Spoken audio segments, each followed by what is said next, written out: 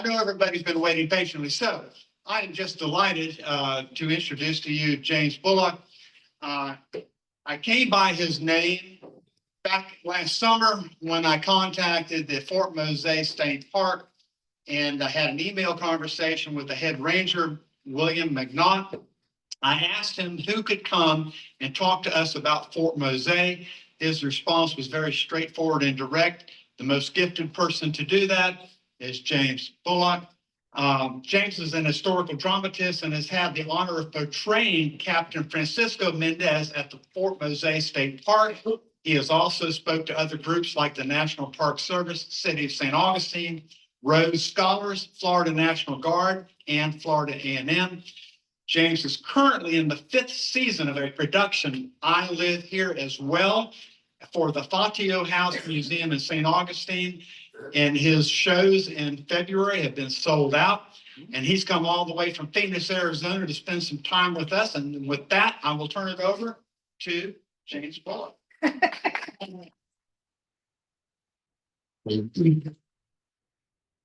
want to say that we'll try and cover as much ground as possible. And I like to sometimes start with this as an idea. Whether I've talked to a group and they might be 4th graders, or they might be college kids, or they might be veterans, the question I ask them is, tell me what history is. Now, the most fun answer comes from the 4th graders because they really don't know. But I explain to them, I'll find some 4th grader and I go, when's your birthday? And they'll be June 2nd. And I go, well, so if you go on to do something famous or heroic, one day your birthday will be in a book and that'll be history. They go, wow, yeah. And I go, but technically anything that happened yesterday is history. It's just that some days are more significant than others. Some days are more significant to you than they are to this lady sitting right next to you because of something that happened, some family member. That's my answer of what history is our collective assessment of we were all in 7th grade, weren't we? Right? And the guys are going, oh, that wasn't a good look. You know, and I'm replaying in my mind all the terrible opening lines I had. Oh, it was awful, but we share that collective history. It gets more abstract though when we talk about things 100 or 200 years ago.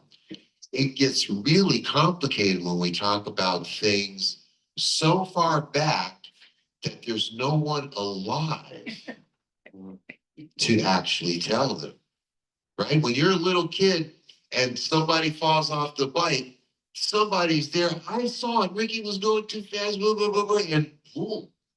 Well, here you are in modern times, and I'm going to tell you about something that happened like, I don't know, 260 some years ago.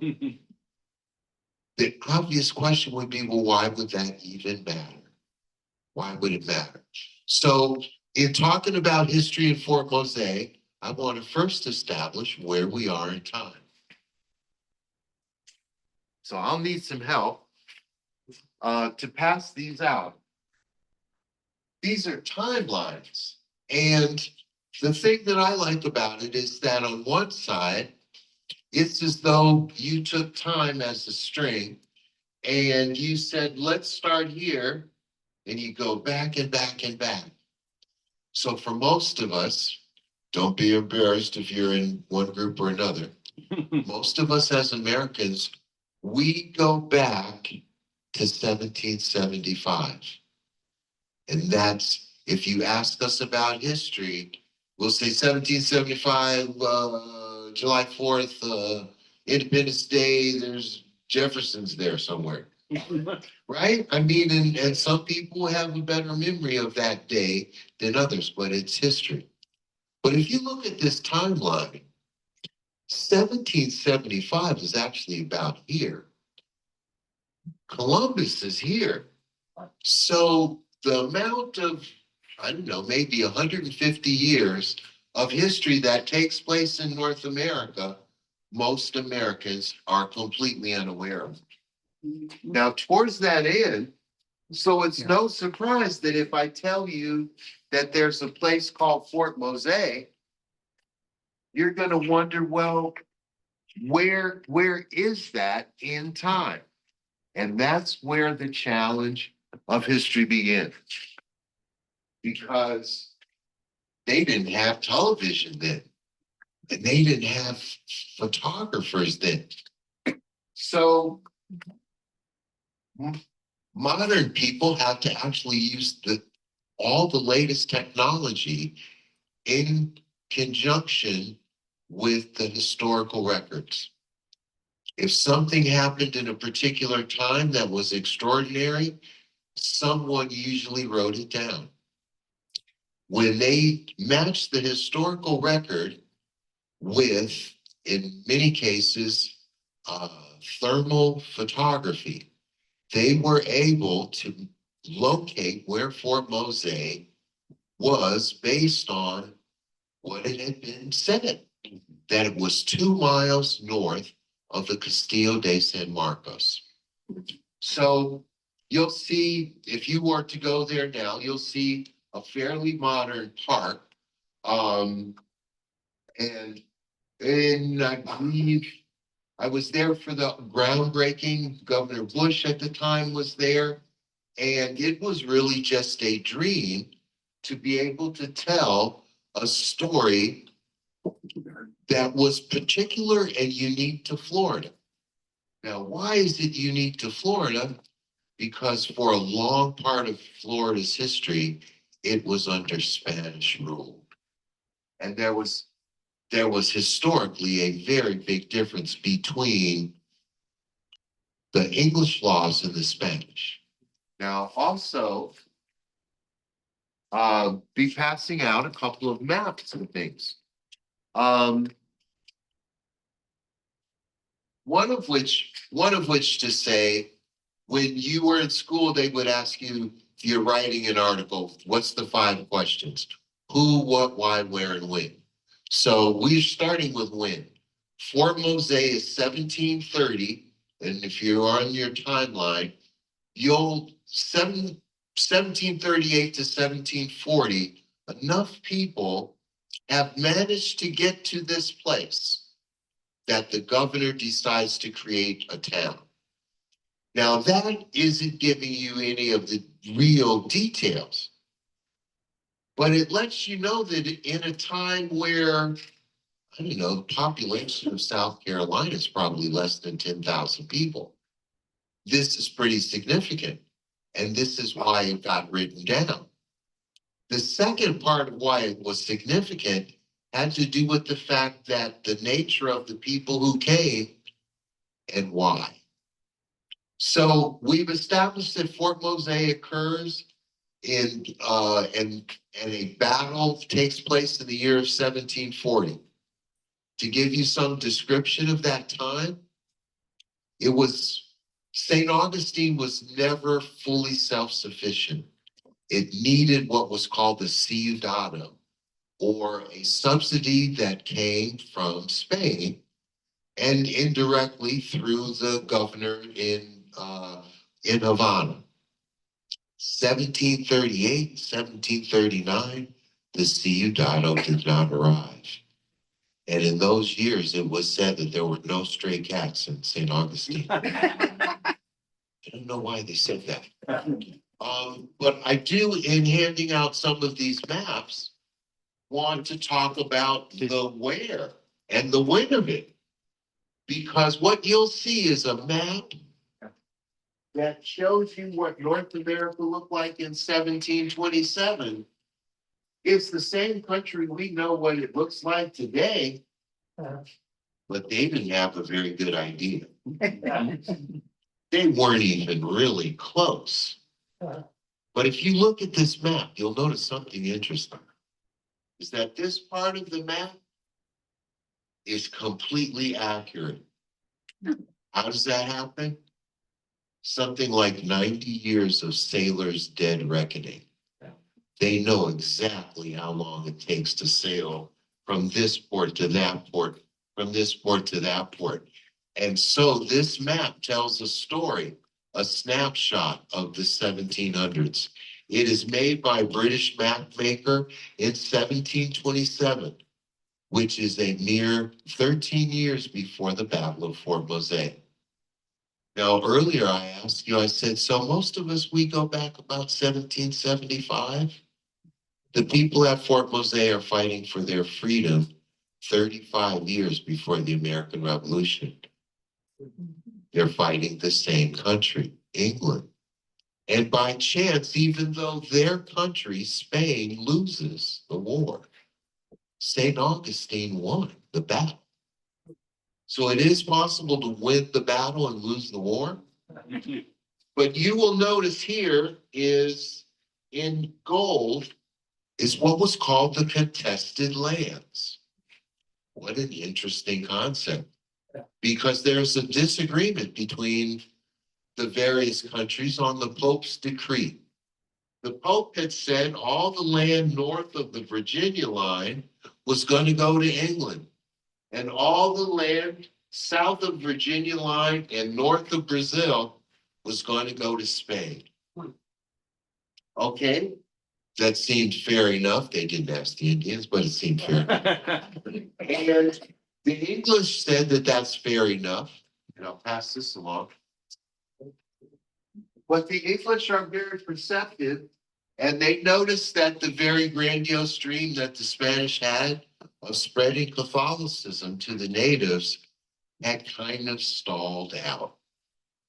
Partially because the natives are dying at too fast of a rate, and maybe possibly because the story didn't really resonate with them in terms of what they were actually seeing.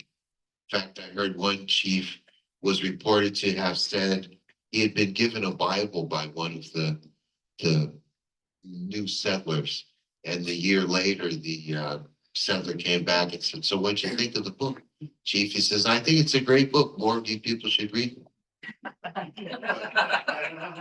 Let it be said that the Spanish had, I don't know, more missions than I can count that they tried to establish. And basically, with the exception of St. Augustine, they all failed.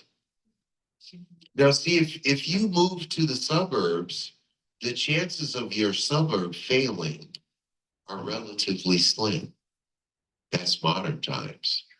But back in this time, you go to a new colony, that colony could fail. That colony could be captured by pirates. You could be overtaken by fever and yellow fever. But in spite of that, what you will see when you look at this map, which is compiled by the Catholic diocese, is that the Spanish had missions as far north as Virginia in 1566. They were fully intending to occupy all of this. Their goal was to convert as many Indians as possible. Because if you're going to set up a factory in a new country, let's say you want to set up a new factory on Mars, it would be a lot easier to get some Martians to do the work than to import a lot of Earthlings all the way to Mars. But it didn't work out that way. What they found was that there was this land in the New World that could produce incredible wealth, but not enough people to harvest it. Now, it just so happened that on one of these early Spanish voyages, there was a man named Bernardo de las Casas. And as a religious person, he was horrified. These are 4 of Columbus's voyages. And on Columbus's second voyage, it's a colonization voyage. So he brings 18 ships. It's something like 27, maybe 2,700 people. And 600 of them are soldiers. And he's basically going to drop them off at 4 places. Jamaica, Cuba, Puerto Rico, and what's now Haiti. So it's not until Ponce comes along that Florida and North America is even in play. But the main thing to notice about this is that the Spanish very systematically found out every island in the Caribbean and what was habitable and what wasn't. Bernard de las Casas on this second voyage realizes that the Indians are being treated very cruelly. That's its own story, and I'm not going to dig into it. But his recommendation to the king and the pope was that we can't export a philosophy of Christianity if the people that we're trying to convert are being hurt by us. So ironically, as a solution to this labor situation, someone comes up with the idea, why don't we bring people from Africa? So the people from Africa become the people who will be the workers that replace the Native Americans who aren't able to fill that role. To set the time and stages, or to put it in perspective, there was a lot more of people getting around than we may have realized from our perspective today. The stories of the Odyssey, but people walking across Europe, you know, it wouldn't have surprised or been a surprise to find an Italian on a Spanish voyage or a Portuguese person in a English port, because any port in a storm. Part of what this book covers, which is a very seminal work, which was done by Dr. Kathleen Deegan, emeritus at University of Florida, and her partner, Vanderbilt, Darcy Jane Landers. Anyway, it is a wonderful book, and part of it explains or goes into detail of what African kingdoms and villages and places were like at that time. It would seem, and this is highly subjective and speculative, but it would seem to me that most of the people in the African coast were greeted with a proposition. Hi, I know of a new place where we can use a lot of people to work. And so the king says, well, I have some homeless people, and I even have some undesirable people that I would rather they not be here. Why don't you take them? Simple enough. The guy with the boat, he's like, well, they look like humans to me. They'll do fine. And if it had only happened once, it might not have been such a historical impact. But the fact that it happened millions of times. Now, when you look at that map of Columbus, and then you look at the size of the ocean, how many people have been on a cruise? And you are out on that boat, you leave the port, and the lights start to fade. You realize I'm in real deep water here. This ocean is big. So to have crossed the ocean in a wooden boat without a motor is very ambitious. To manage to transport millions of people across the ocean in wooden boats with no motors is astounding. The logistics of it alone. The economic impact was equally huge. Now, whereas we as modern people, we associate the institution of slavery with cotton, in the earliest times, it's actually sugarcane. It's actually things like rice, which by chance grows very well in places like South Carolina. The English were hoping that they would find gold where they went, like the Spanish did.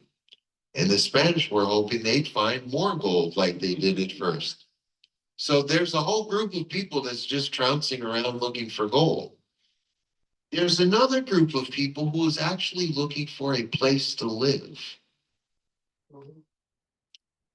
I like to call my talks about unsung heroes, because we all know about Julius Caesar and Napoleon. But what about the people in their army? What about the people who baked their bread? Do you ever think who made sandals for all those guys? Right? The unsung heroes in colonial times are the people who said, I'm willing to go to a completely unknown place, completely on faith, and trust my neighbors that we don't all go under. All of us. I'm going to trust that. And I'm going to get on this leaky wooden boat with the people that I care about the most, my family, even though I know it would break my heart if one of them died on the way. And many did die on the way. Regardless of color, that's the point, is millions died on the way here, looking for the dream that we call freedom. Now, just like I asked you earlier, what is history? If I ask you individually, I'd get 100 different answers. If I ask you individually, what is freedom? I'd get 100 different answers. Ironically, freedom doesn't seem to be that if you were on a deserted island by yourself, you're totally free. You could walk around naked. You could sleep late, but that's not really freedom, is it? Because you can't really be free unless there's other people to be free with. And that's part of what the New World was about. The countries in Europe, England, France, and Spain, they could send as many soldiers as they wanted to. But a colony is only a fort if you only have soldiers. It only becomes a town when you have women and children. And that's the other reason why Fort Mose becomes significant, is that one of the differences between English and Spanish law was that English law allowed for the breaking up of families for sale. Spanish law forbid that. Now it takes a moment to comprehend what that subtle difference means, but raise your hands if you have kids. Okay, now imagine them getting small in a wagon, waving goodbye down the road because someone bought them. That would be a pretty harsh reality. You might not ever see them again, and vice versa. And you'd be thinking, but that's my baby. How are they going to be without me? Well, yes. So there's economic gains and there's economic tolls. But something extraordinary happens at this place in St. Augustine, in that you have now accumulated people from several different cultures that are all looking to A, be free, and B, find a place to call home. And for some of them, they'll settle for one. Please, just give me one. How many people have been to Charleston? Excellent. Now, I had a lot of fun. I did a fourth grade class one year, and I said, how many of you guys been to Charleston? Hands went up. I said, how long did it take you? And one little boy said, me and my daddy, we got there in 4 hours. And I said, your daddy must really drive fast. He kind of smiled. But of course, it really helps if you have a road, if you're going to go to Charleston. And it would also help if you had a map. Technically speaking, the difference between this place, Fort Mose, and Charleston is 377 miles. So I would ask my fourth grade class a series of questions. I'd say, raise your hand. Raise your hand if you want to be free. And all the kids are like, yeah, I want to be free. I like freedom. And I go, awesome. And I go, raise your hand if you want to be free and you're willing to walk 377 miles to the jungle. Oh. And then I throw in the kicker. and the woods are full of snakes and bugs. And all the little girls hit that high B flat. They go, ah. Well, an interesting thing happened though. One of the times I did that, among the pandemonium of all these kids thinking, so what you're telling me, Mr. James, is that we would be traveling at night and sleeping in these bushes in the daytime? How are we not going to get lost? Well, follow the stars or, a couple different ways. And they keep going back to, we're sleeping in the woods? And I go, yeah, because there's no hotels. So they're like pondering that. And I noticed that there's one kid in this class who, if you're a school teacher, he's the kid who's been in fourth grade for a couple of years. Sorry, bigger than the other kids. He's worldly. I don't know. But you can tell that this kid is older than the others and he's been in the fourth grade. And whereas all the other kids are kind of like, oh, spiders and bugs. This kid's hand is still up. And I said, young man, I noticed that your hand is still up. You'd want to be free, even if you had to walk 377 miles. Even if you had to, go in the dark. Even if you had to sleep in the woods with the bugs. He said, yeah. And I said, why? He said, because freedom is the most important thing. If you didn't have that, what would you have?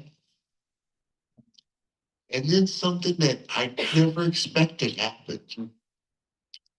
Everybody in that kid's class looked at him as though they'd never met the kid before. They were like, what did he just say? And I said, young man, it appears to me that if this group wanted to find freedom, they would follow you. And the teacher looked at him different. And I said, this is why we do these programs, is so that someone can see that there was someone like themselves in another time and place in history that persevered. I'll give you another example. We have, at Fort Mose, we have a program called The Flight to Freedom. And there's several actors who are along the path portraying the various voices that you might have encountered in a sense. There's the priest, there's a trapper, a bounty hunter, different people. And I, from some 20 years, got to be Captain Menendez, and the group would wind through the little trail there, and 20 or 30 at a time. And then they'd get to me and I'd go, welcome, you've made it out of this such a difficult journey. You've made it to Fort Mose. And then I'd tell them, it's a free settlement. And if they become Catholic, they're welcome to stay. And a very important caveat, in becoming Catholic, you are allowed to become a Spanish citizen and therefore free. So this is not to say that there are not slaves in Spanish New World. There are. But they have somehow created an avenue where enslaved people had a route, if Christianized, could fall into another category. This was being experimented throughout the New World, basically kind of like you are the, like when you ask for a loan, they say, well, what's the collateral? Well, these people had no collateral. Their body was the collateral. And again, regardless of color, this is happening in grand numbers. People on the other side of the ocean going, I don't know what life is over there is like, but I know what life is here is like. And me and my family, we're willing to take that chance. I suspect there were people who sold themselves. People who had 5 or 6 kids, they said, well, I hate to tell you this, you're the oldest, I'm gonna sell you because you have some carpentry skills. Now, it wouldn't sound quite that harsh, You might say, like Johnny Tremaine, you are apprenticed to Mr. Smith for 7 years. I hope Mrs. Smith is nice, because it's a long time. And you're gonna be with Mr. Smith until you're 18 or whatever. They find out now a lot of people who were listed as indentured servants, they would lie to them about their age to get a couple extra years of work out of them. So you have this journey, and it begs the question, how important is freedom that people would risk this? Now, I don't know about you, but if someone told me there was a really cool place, but the only thing about it was that they had food, I would go, well, I don't know, I have food here. I'm not gonna walk 377 miles for that. But if they have something that I've dreamed my whole life about, I'm thinking.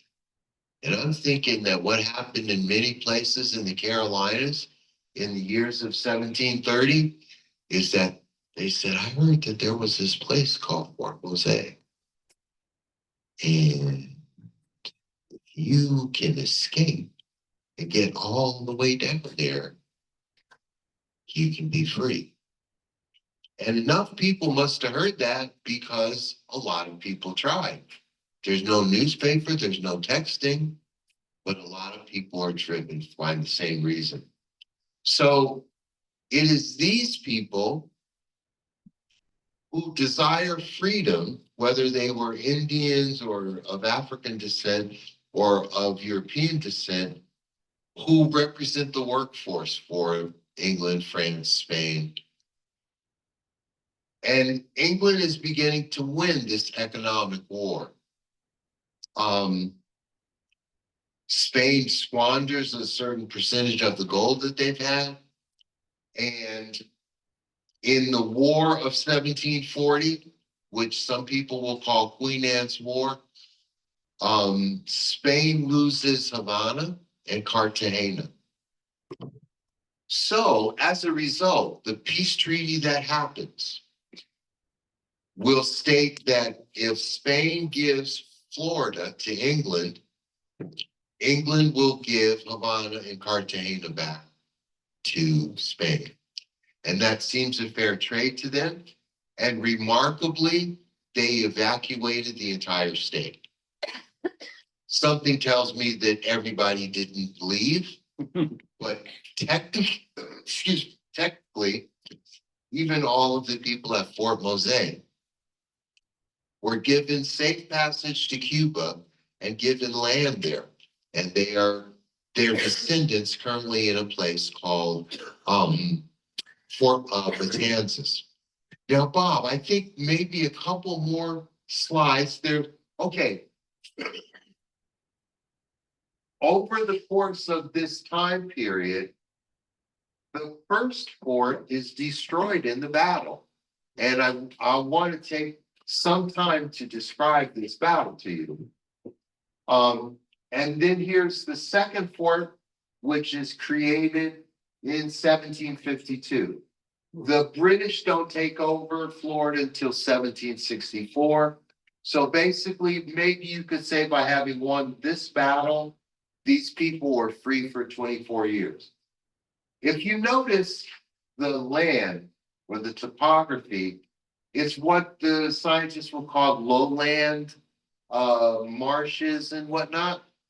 So if you're on the ground and you're there, you're probably standing in water about this deep. And in fact, I'm wearing these things called gaiters, which were designed so that bugs and critters and things, oh, thank you, wouldn't go into your shoes. But this is all marsh. And as you can see, there's not tons of places to hide. This is a very perilous journey. During 1774, to set the stage, the English are being led by Governor James Oglethorpe, who will go on to establish Savannah in the year of 1733. they are really encroaching on Spanish territory now. And their basic thing is, if you had Spanish people in Spanish territory, we wouldn't be able to do this. But obviously you've claimed land that you don't occupy. So we're helping you out. So James Oglethorpe he's like from Parliament. So he's not your jump out of an airplane, go to the front of the battle. In fact, my guess is that during the battle, that he was on Anastasia Island with his small orchestra, probably having lobster dinner and red wine. I'm just taking a rough guess. The rest of his force is combined of militiamen from South Carolina. So these are 35 years later, these are the people who are going to be with Swamp Fox fighting the British. But they're coming all the way down because they've got a stake in this fight. They know that if African people who are enslaved are allowed to continually escape to another place and be given refuge, it'll destabilize the whole thing. So from their point of view, we got to put a stop to this. From the English point of view, we got to put a stop to this. Stop. Because they would like Florida for the whole coastline. St. Augustine is one of the oldest maritime ports in North America. And for the shipping alone, they're drooling that you could, by now they've got Barbados. They've got Jamaica. Does anyone here drink Captain Morgan rum? Oh, someone admitted it. Well, the reason I bring it up is that the real Captain Morgan, the pirate Captain Morgan, was accepted by the Queen of England after he captures Jamaica. She says, well, if you give Jamaica to us, then you can be governor. And that's what happened. And he has his own rum now too. So, which is a funny thing about history. More people will remember the guy for the rum that's named after him than the whole conquest of a country. History is very odd. So there are Indians who are in this fight on both sides. And on both sides, they've been promised different things based on the outcome. And generally speaking, neither side will deliver on the promise. But the English guys would later probably be considered Creek Indians who will maintain an alliance with the English. Okay.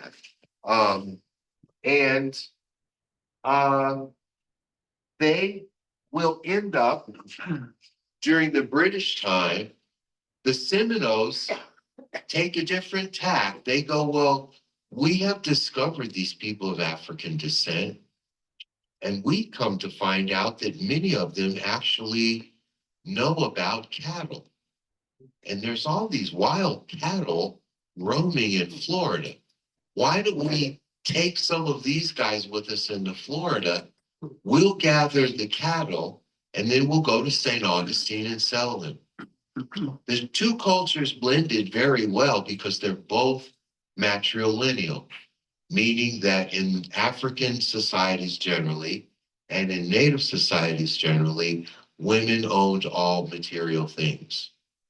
Sorry, guys. The only thing that a guy owned was his hunting stuff, his tools, because that's all they figured he needed. And that it was women who needed all material things, because if they lost their husbands, they would still have to keep things going. So, I mean, for the Native tribes, you didn't go hunting without the permission of the Women's Council. You didn't attack someone's village unless the grandmother said it was okay. So these guys are operating on a whole nother wavelength of what's in it for them, right? The people of African descent are fighting for a concept of freedom.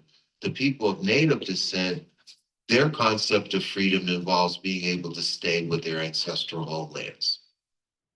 So, as I said earlier, you can talk about history from the standpoint of the great and famous, or you can talk about the unsung heroes. So to me, the unsung heroes are the people who made it to Fort Mose. They're the people in the town of St. Augustine who said, we could accept these people or we could treat them with scorn and tell them to move on. What they end up doing is building a fort 2 miles north of the city because they logically realize who will defend your northern border more aggressively than people who just got their freedom. And especially if the attackers are people who previously enslaved you. So within the borders of St. Augustine, knowing that there is a Fort Mose, they were a lot safer. Now, getting back to this battle, the governor tells Governor Montiano, the Spanish leader, is a military man. He realizes that the English's basic plan is hoping that the town will surrender. That's what the other towns did. They said, we can't win this battle. If we surrender, will you not kill everyone? Seems like a good deal. But for some reason, I think the people in St. Augustine realized that they couldn't surrender. If they surrendered, that meant that all your friends that are of African descent are going to be resold back into slavery. They refused to surrender. They were down to bread and water, and still they refused to surrender. So that's heroism. The women, the children, not just the soldiers making sacrifices. So these people were outnumbered, outmanned, outgunned, down to their last rations. And the governor, Spanish Governor Montiano, told the men in Fort Mose, you are too valuable to lose in a battle. I need you to abandon the fort and come to the Castillo. However heated a discussion that may have been, I don't know. But I do know that that order was followed and that subsequently the men in a strategic fashion planned a night surprise attack. So you've heard me say before that Fort Mose is 2 miles north of the Castillo de San Marcos. In order to have a surprise attack, they had to traverse that 2 miles without the other people knowing you're coming. That's pretty silently. Somewhere around 1 o'clock in the morning, according to the historical accounts, the battle got started and the battle was still going on at dawn. This is hand-to-hand combat, bayonets, tomahawks, machetes. And what are they fighting for? They're fighting, some of them, so that their wives and children won't be sold. That's not an abstract definition of freedom. Right? So at the end of the day, the English will retreat from this battlefield. But mind you, they have multiple warships. They continue to bombard the city for almost a month. How many people have been in the Castillo de San Marcos? All right. Usually their maximum occupancy during the day now is about 3,500, 4,000 people. That's roughly the number of people in the town in 1740. When the town was under bombardment that July, they would have all been in the Castillo. Do you remember how big that bathroom is? It's unnecessary. And then imagine the line to go to the bathroom in the morning. There's like 1,500 women and 1,500 guys in the summer, and ships out in the ocean are firing metal balls this big at you. Stressful. But ultimately, the English will say, there's no need in sacrificing any more men trying to get this place. The Spanish will surrender anyway. So let's go home, boys. So I'm thinking that the militiamen from South Carolina on that long walk home were thinking probably what you're thinking now. Those British were idiots. They're thinking, who goes to a battle with a red coat on? and white crossbars in the middle says aim here. Now, I do have to explain and kind of let them off the hook that tactics were dictated by technology. So the barrels of rifles were typically unrifled back then. These are muskets. It's only the frontiers guys who have figured out that if you rifle the barrel, that you got enough accuracy. Because if you have to live on squirrels, you can't afford to miss. So anyway, they have rifles that shoot well. Everybody else has a rifle that has a musket ball that's going to bounce all the way down to the end of the barrel. So I'm standing in a row of 50 people, and the commander says fire. That's 50 musket balls going down range. Somebody will hit something. So, and that's what you're hoping, is that the guys in your row will say, good one, because a few people on the other side fall down. Then comes the bad part, is that while you're reloading, doing all that, they're going, ready, hey, and then the person next to you is like, oh, wow. Oh, I better hurry up. Now, I went to a reenactment once, and my dear friend Jose was with me. And our thing was, our group was going to storm the fort. We're going to run in there, and the other guys are going to surrender. And for a reenactor, that heavy drama, that's like, it doesn't get better than this. So right before we start, Jose says to me, he goes, James, I'm going to be one of the wounded. So well, that sounds great, Jose, you know, that's great. But it doesn't really register. They're running full speed, going across the drawbridge, and Jose goes down like a ton of bricks. And I stop and go, Jose, what happened, man? Are you okay? And he goes, James, I told you I was going to be wounded. Oh, yeah, okay. So it doesn't work out that way in the real thing, but in the reenactment, it taught me in that moment how dramatic that is when the person next to you goes down. Now, somewhere after that, although it takes almost 120 years for tactics to change, the rifles get better, but even in the American Civil War, they are still standing in line shooting at each other. Partially because they don't want anyone to get scared and run. Right? You're there with your best friends from school. Hey, Tim, are you scared? Hell no. I want to run so bad, people fast. So they're doing these tactics, and at 1 a.m. at Fort Mose, it's going to basically break down because it's in the dark. They didn't have time to set up these rows. This is complete chaos. In terms of battles, we think of modern day horrific things. This is a battle where there's a few hundred people killed on one side, maybe 100, 180 killed on another side. But if you think of that impact on a town of 3,000 people, that's a lot of people. So let me say in conclusion, that what I've tried to say is explain why something that happened here on the timeline is of any importance to us as modern people. And I think the realization that the time here, that not all Blacks were slaves and not all slaves were Black.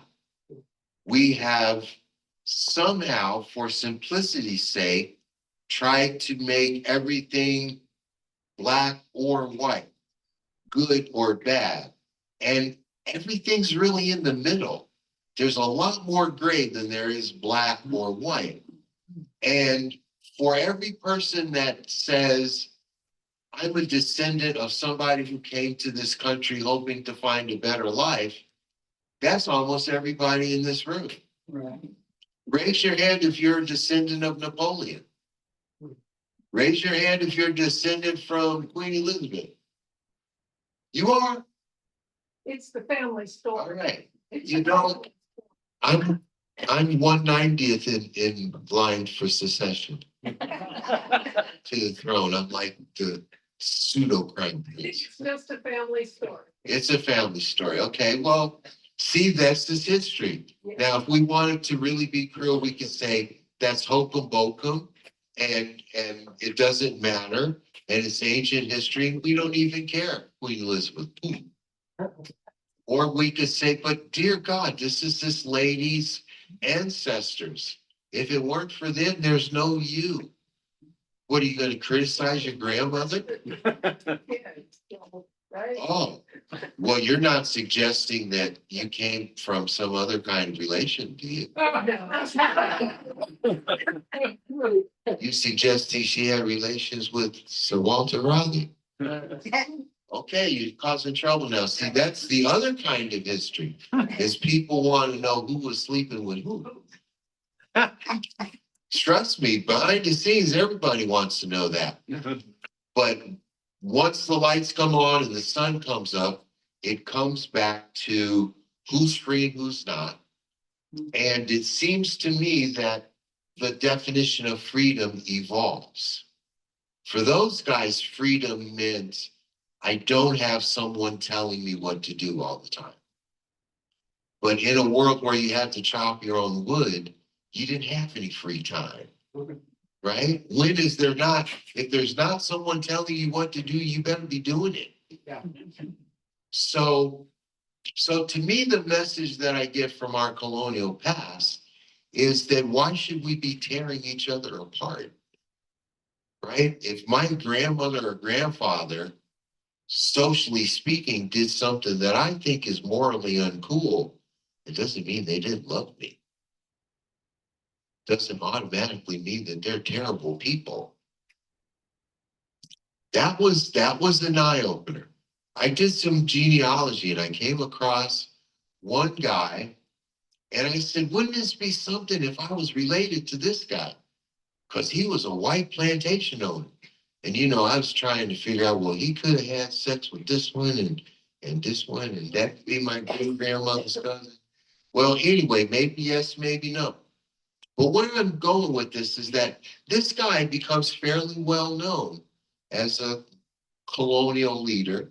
He comes to North America as a member of parliament, and he writes in his journal, he says, I noticed that I've really changed since I've been in North America.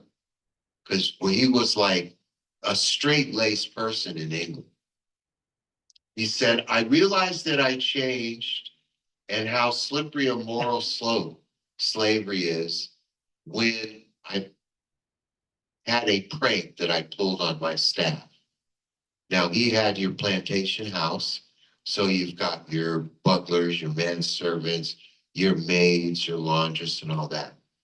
The standard rule, unspoken or otherwise, was if master was out, the staff waits up until master returns.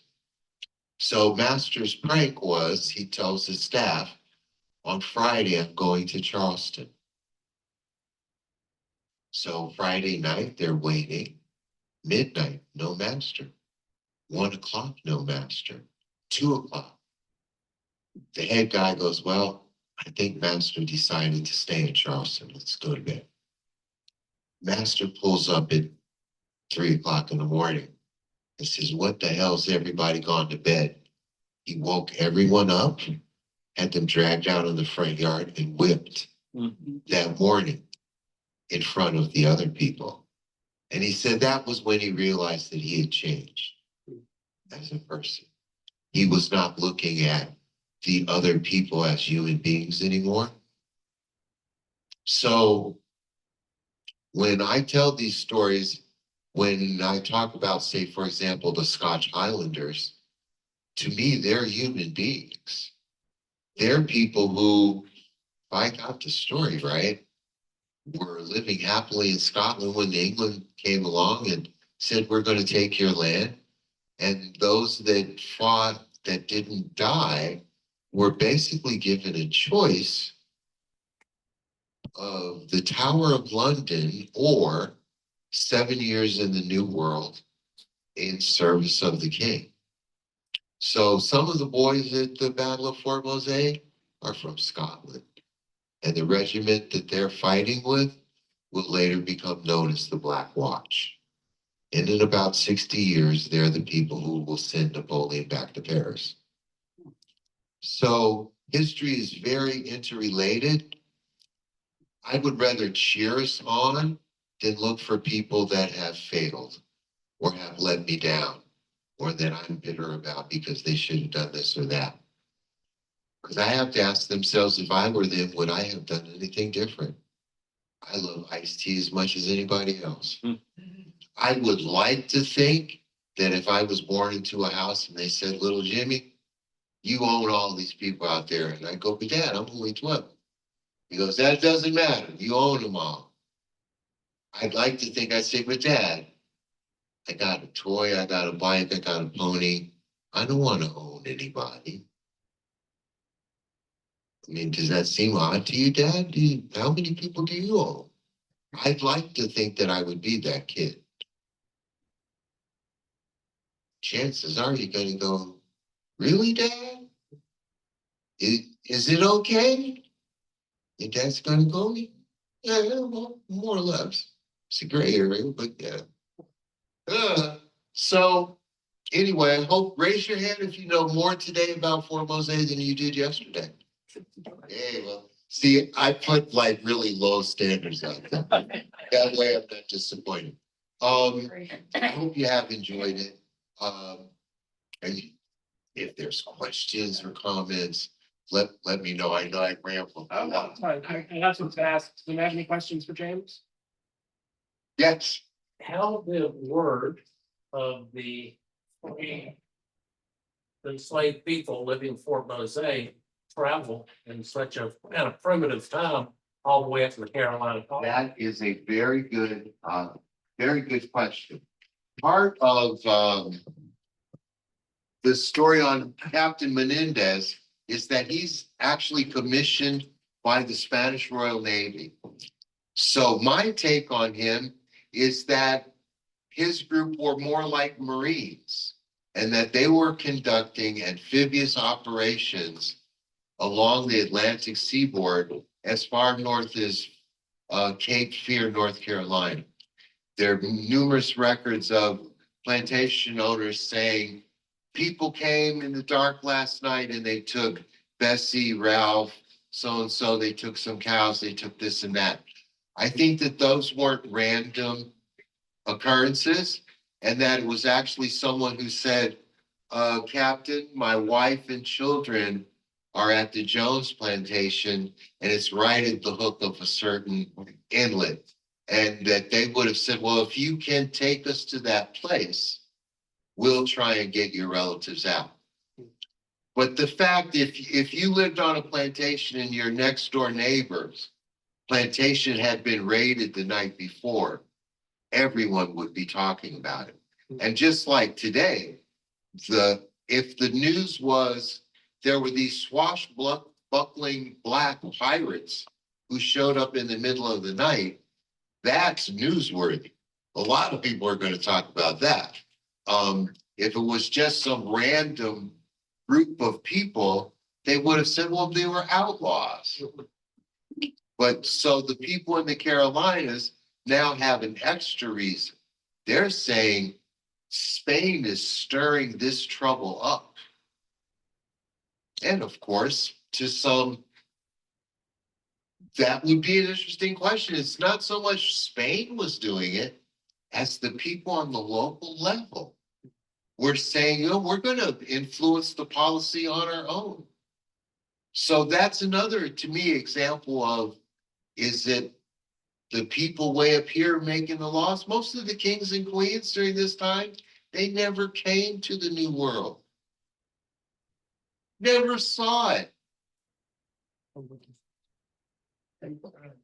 So, Yes. no. So fundamentally, was Fort Mose established because they needed labor? Well, certainly their long-term plan was that the more people that they could take from the English system and bring into their own, that is going to stabilize things to a certain degree. If you look in one of those Fort Mose books, you'll see the population of the Carolinas changing to where in a short period of time, there's actually 50,000 African slaves.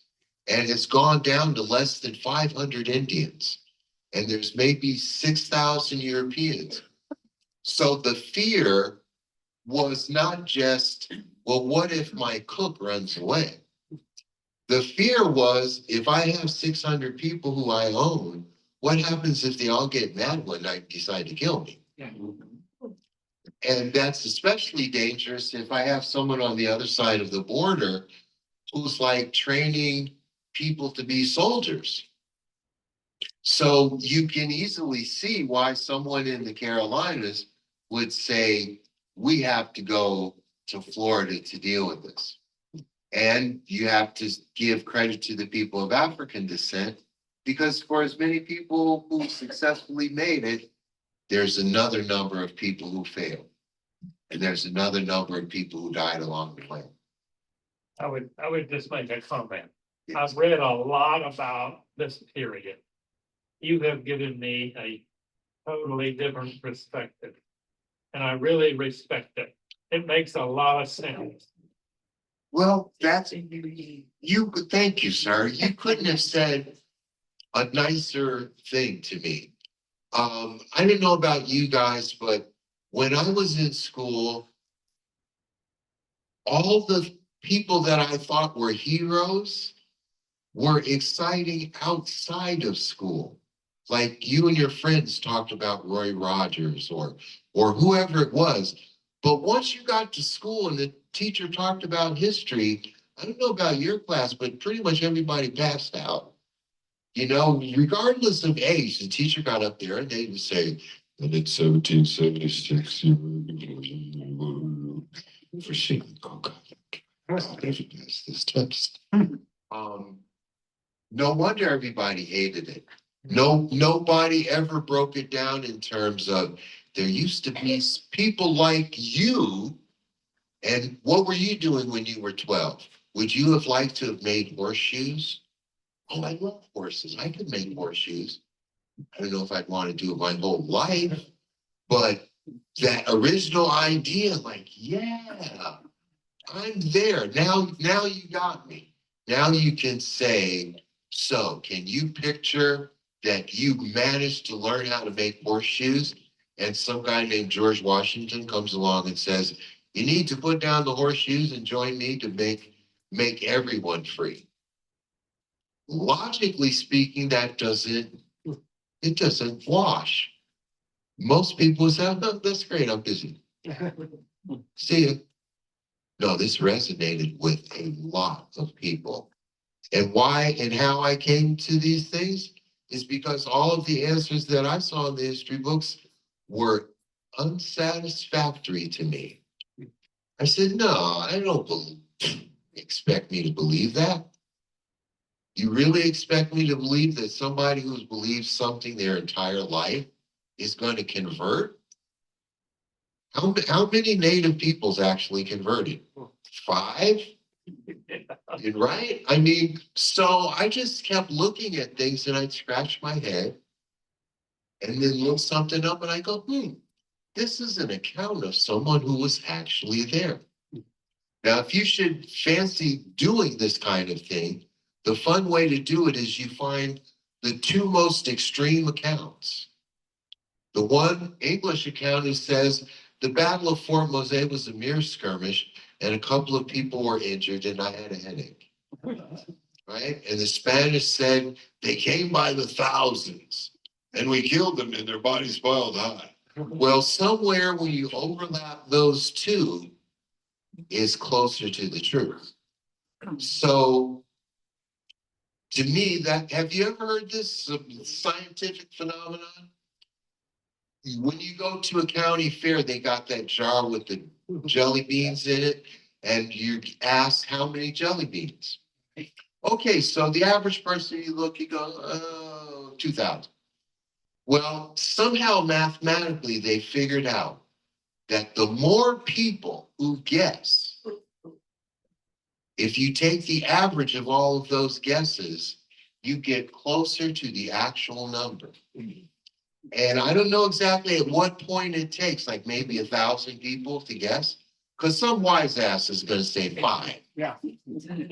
right? But you average them all out, over a certain number, you will get the exact number of beings. So what does that say to me? It's perspective.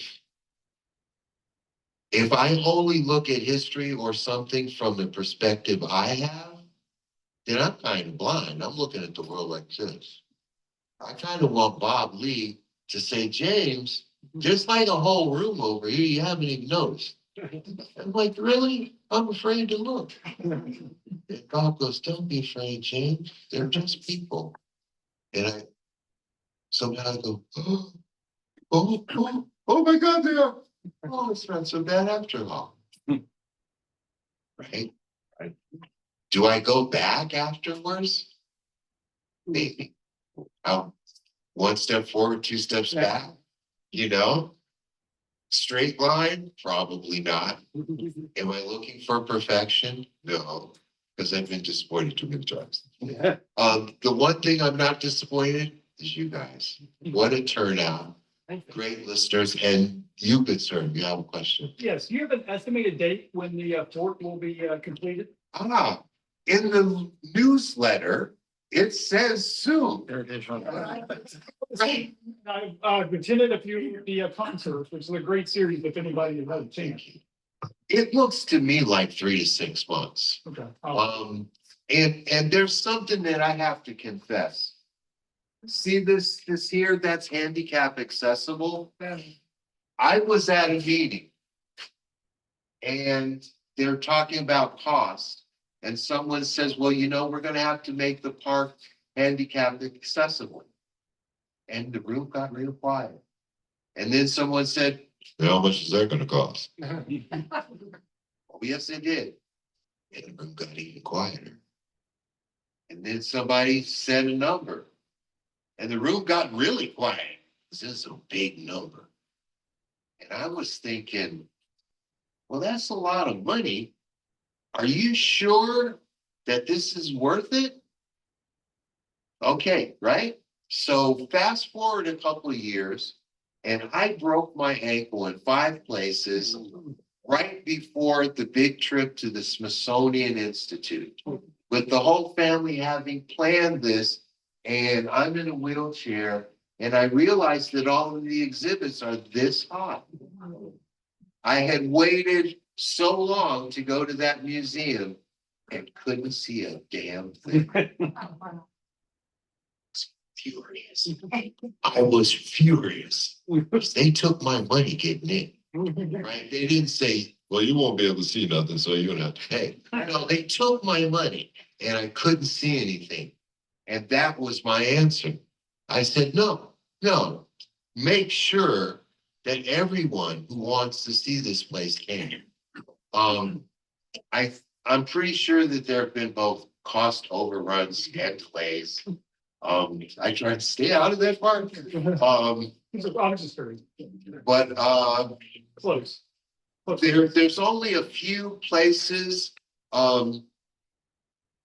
So say, for example, you like Civil War history, you could read all day long about the Battle of Gettysburg, but if you got to go to Gettysburg. You are right. Right? You are And right. stand on a little round top. Yeah. You are going to understand more than just the battle. You're going to feel like, oh my God, 24th Texas comes up this ridge, and you mean to tell me those boys, most of them was barefoot, got to Pennsylvania from Texas barefoot? Who does this? And you're standing there and you go, and they came up this hill into a sea of metal bullets. 53,000 people died in 3 days there. This is why history is important, right? Do we want to have just a little plaque? We had a small misunderstanding here a couple hundred years ago. Nothing big, nothing out of the ordinary. We don't want anyone to be uncomfortable. Oh my God, you talked about dead people and slaves. Do not go home and tell your parents I made you cry. Okay, please, get me in trouble.